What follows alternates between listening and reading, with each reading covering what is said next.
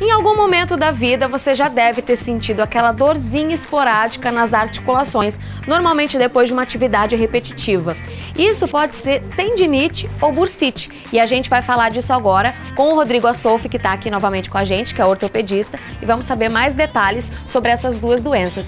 Rodrigo, qual que é a diferença entre a bursite e a tendinite? Então, Bruna, os termos são assim: bursa é uma almofadinha que fica entre uma estrutura dura e uma coisa mole. Então, às vezes entre um osso e o outro tem uma bursa, essa almofada, justamente para acolchoar a região.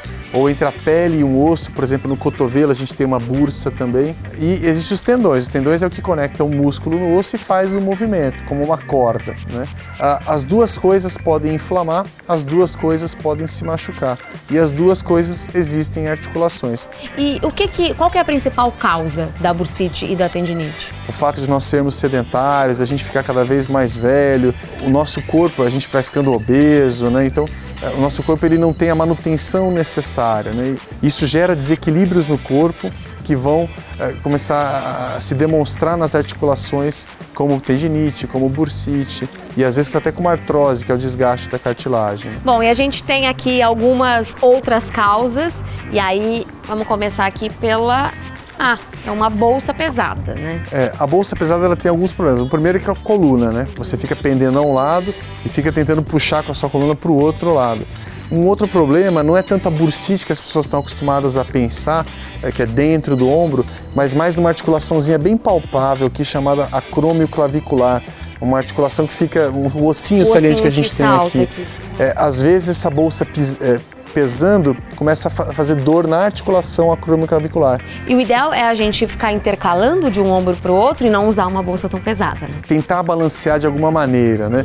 Diminuir o peso, carregar de outro jeito, alternar os ombros, é o que dá para fazer, né? Sim. Uma mochila pesada que na verdade é para as costas, né? Isso. Se a mochila te puxa para trás, você tem que forçar a musculatura abdominal e aí geralmente a gente não tem tanto músculo bom assim no abdômen, a gente acaba puxando com os ombros para frente. Um jeito interessante é você tentar deixar a alça curta, né? Se você deixar a alça lá atrás, adolescente costuma fazer isso, deixar a bolsa lá caída, né? Fica mais longe do centro de gravidade, tem que fazer mais força para trazer ela de volta, né? Vamos para a próxima aqui. Computador e mouse. Realmente isso atrapalha porque inflama o punho, inflama o cotovelo e a gente mudar algumas coisas na postura do teclado às vezes facilita. Então existem algumas daquelas mesas de escritório em que o teclado fica um pouco para baixo, de maneira que você não fique tanto com o punho estendido, mas um pouco mais fletido ou reto. Isso facilita um pouco, né? Avião. O tempo que você fica muito com o joelho dobrado, isso aumenta a pressão dentro do joelho e causa as dores da cartilagem, que muita gente chama de condromalácia, né? Tem vários nomes para isso. Levantar para dar uma caminhada de quanto em quanto tempo? O ideal é que cada 20 minutos você poder dar uma voltinha, inclusive no avião, serve para você evitar trombose, né? Que é um problema bastante sério para quem voa bastante, né? Bom, aqui tem uma rampa. E gente que gosta de fazer corrida, como Cooper, e sobe em montanha, desce em montanha. Isso pode machucar o tendão do tornozelo, o tendão de Aquiles. É uma causa importante de tendinose do Aquiles. E também, assim, correr em superfícies irregulares. Isso também machuca o tendão do tornozelo. As famosas sandálias rasteirinhas. A gente funciona um pouco melhor com 1 ou 2 dedinhos de salto nos calçados. A maior parte das pessoas, né? Então, quando a gente usa rasteirinha, aumenta a pressão entre o tendão de Aquiles e o osso calcâneo. Isso dá umas bursites, chamada bursite retroaquiliana, e às vezes é bastante doloroso, né? O pessoal acaba chamando isso de esporão de galo, esporão de calcâneo.